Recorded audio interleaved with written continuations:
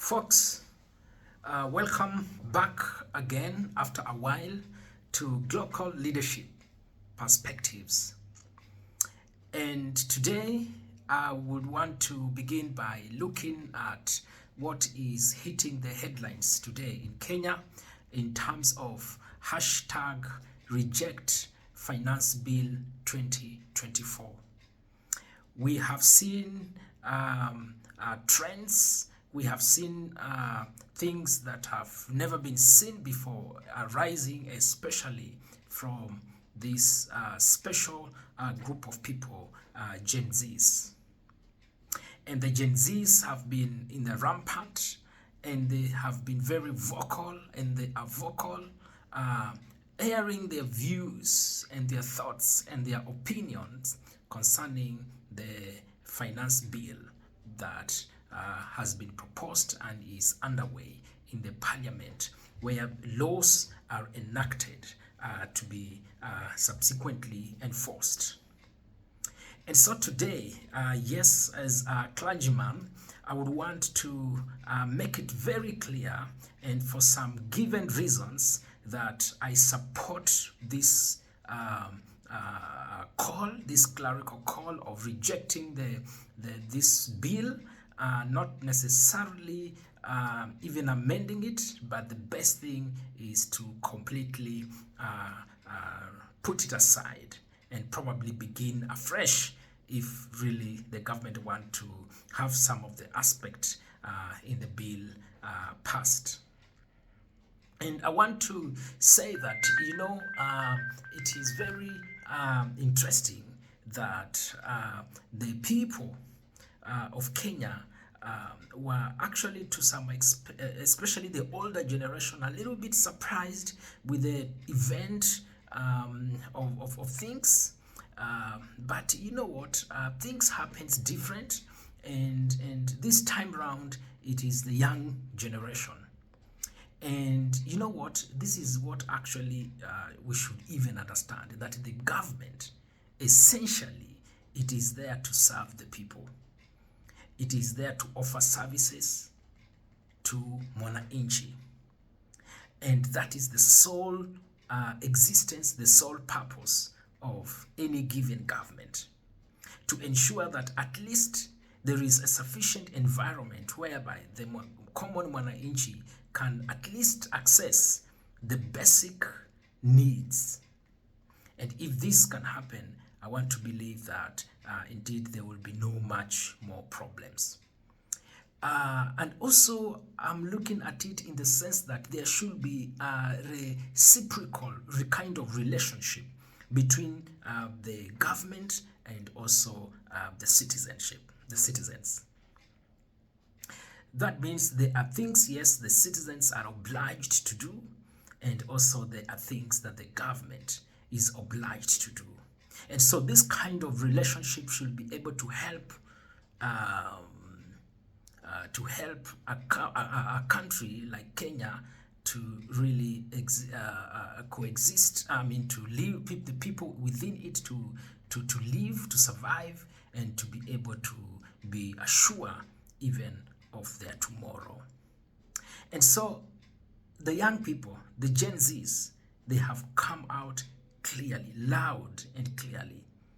And the reason why, personally, under this platform of Global Leadership Perspective, because it looks and examines the aspect of leadership, leaders, and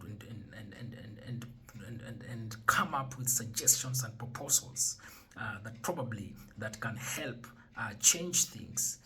You could call it unsolicited opinion, or even sometimes, yes, solicited opinion. And so these are the reasons why personally I support this call for rejecting the Finance Bill 2024. One, Kenya as a country, the people are already overtaxed. You look in all the sectors, you look at all the different bills, people have already been overtaxed. So imposing or suggesting additional tax on the people of Kenya, that is like literally crushing the spirit, the people of Kenya. I'm sure if they were not overwhelmed, they will not reject. But as much as people feel that they are overwhelmed, then that is a challenge. And so people are overwhelmed. This is not exclusively to any other group, but everybody is affected. The rich, the poor. For them to come and say, oh, we are taxing the rich and the poor. No, forget about those political rhetorics to try and swindle our thinking and our approach. But everybody is feeling the heat. Number two,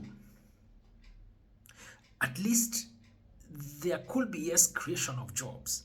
But when we look at statistics, we are not convinced that this government is out to create jobs, or at least create an environment that will help people to create jobs, to be job creators. That kind of environment, that kind of space is not there. And the government is not doing that.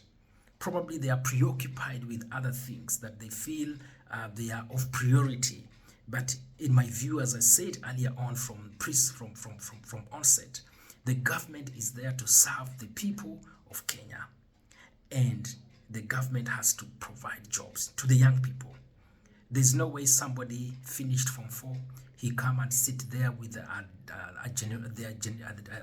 generation that preceded them without job. Somebody, a graduate, is forced to go and do manual jobs. It's not a bad idea to do manual jobs, but there was also a reason why the person intended to go to the university, so as the person can do something better, something different. And so that has to be appreciated. An environment that appreciates that needs to be created, and the government need to create it, or at least create a space that the young people can do it themselves. For example, they can access credits, but if you raise the interest on credit, then they cannot afford to take this kind of credits. The environment has become extremely difficult and unbearable. And number three, we have rampant corruption in the government, the current government. This one, we will say it without a blink of an eye. There is rampant corruption. And I have to say this, and I've said it before in other platforms on this channel, that most of the government officials, yes, we appreciate they're young and it's a good thing, but they came in the government with very selfish interest, with ambition to enrich themselves and to raise and to muscle financial capital on themselves at the expense of the mwananchi. And so that has really created and facilitated an environment of serious corruption in the government. From the top, executive, extremely corrupt. Legislature, extremely corrupt. Come even to the parliament. The people that legislate, people are supposed to enact laws to help facilitate some of these things. They are the most corrupt people. That such a bill like this, they cannot consciously air their views and take their stand, but they are bribed in order to pass the bill for selfish interest of some of the government officials. I appreciate, yes, there could be one or two who are not corrupt. They are there for sure. But the larger percentage of this government is completely out of order. Corruption has become cancerous. Really a serious bigotry. And the other thing that really makes me to support this kind of Gen Z's move, and when I say I'm supporting the Gen Z's move, I'm supporting the action, the move for the clerical call to reject the Finance Bill 2024. Kenya must not live at the expense of the developed world.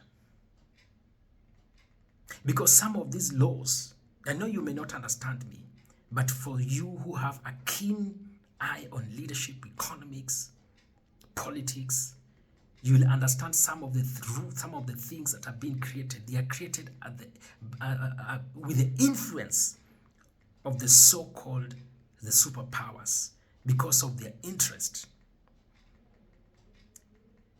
And they want to ensure that their interests are being catered for. And so it doesn't matter. It doesn't matter whether Kenya will face it rough. What they want to ensure is that their interests are met.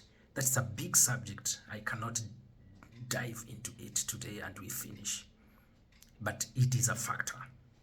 And the other factor, the other reason why I support this reject finance bill 2024 is because we need to salvage the young generation. This generation Z need to be salvaged. You know, they have seen their fathers go through hell.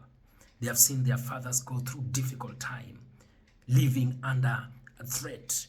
Fear has been infringed in them throughout decades to decade. And so they are not willing, again, to live under fear. They have nothing to lose, in quotes.